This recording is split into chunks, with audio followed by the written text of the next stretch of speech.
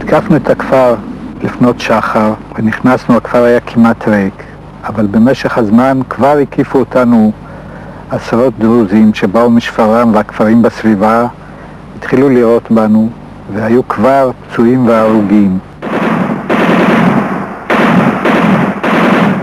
קיבלנו הוראה להגיע עם המרגמה ועם מזון ותחמושת לנצורים, ואז אכן יצאנו עם המשוריין, אבל הוא נתקע על סלע בדרך אל העמדה המבודדת.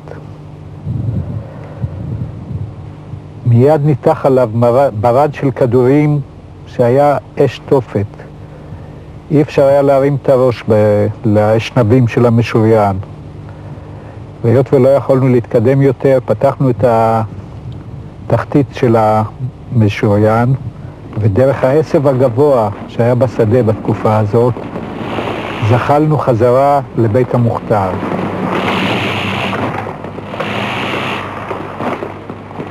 בזמן הנסיגה, כולם הלכו בטור אורפי לעבר הגבעה, לכיוון בית המוכתר. אני הלכתי אחריהם, עד שלפתע קיבלתי כדור נוסף באותה יד שנפצעתי. צעקתי, חבר'ה, נפלה לי היד וזחלתי על צד שמאל. כשזחלתי, קיבלתי עוד צרור ברגל. הוצאתי מתוך כיס האוברול שהיה לי, הוצאתי רימון ופתחתי מעט את הנצרה וחשבתי אם הם יבואו אני אפתח את הרימון ואני אלך יחד איתם. נשארתי שם בשדה כל הלילה, זה היה ליל ירח, ואפילו את השעון סובבתי כדי שלא יאיר שלא יבריק באור הירח. למחרת בבוקר הייתה שמש מאוד חזקה, ניסיתי לאכול קצת עשבים או משהו, איבדתי המון דם, אבל שום דבר לא היה מתאים. ואז לפנות ערב אני שומע קולות מתקרבים, מתרחקים, לא ידעתי אם אלה יהודים או ערבים.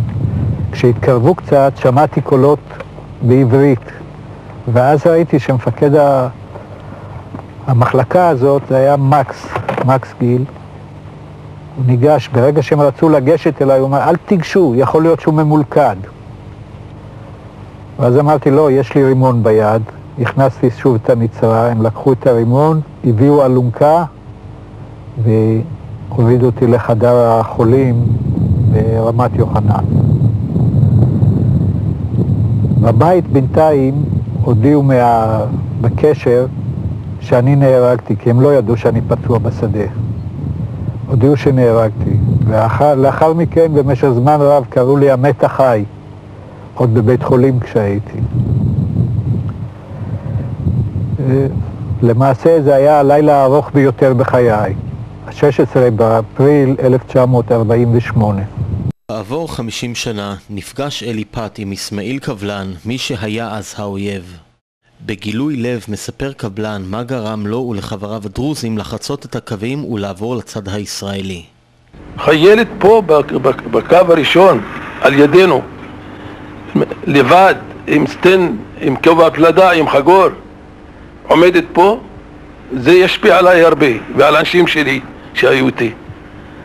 ואז אנחנו באמת אמרתי, חבר'ה, לדרוזים שהיו איתי, זה עם לא ינצח אותו אף אחד.